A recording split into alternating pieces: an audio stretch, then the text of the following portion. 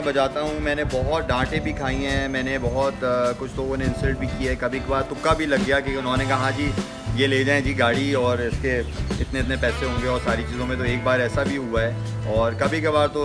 मेरे साथ ज़्यादा यही हुआ है कि मैं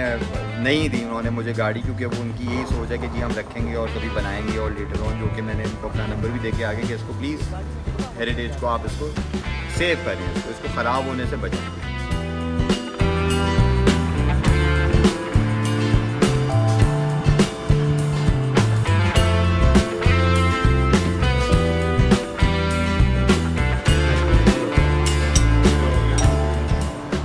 इनके फ्यूल कंजम्पशन बहुत बुरे होते हैं। नॉर्मल गाड़ी जो है वो अगर लीटर में आपको 10 किलोमीटर 8 किलोमीटर दे रही है, जो अब नई गाड़ियाँ नई टेक्नोलॉजी के साथ आ रही हैं जिसमें फ्यूल इंजेक्शन सिस्टम्स हैं, या कोई आप नई वाली होंडा सिविक या ग्रैंडी करोला ले लेते हैं या कल्टस ले लेते हैं, कोई भी गाड़ी ले लेते हैं, तो ये उसको आप कंपेयर करते हैं तो ये गाड़ी 1 लीटर में 3 किलोमीटर चलेगी। लेकिन उसके बावजूद भी एक आपको एक वो जो फील इन्जॉय करनी है,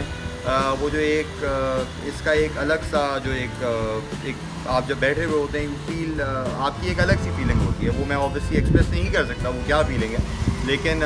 इट्स लाइक क्रेजी।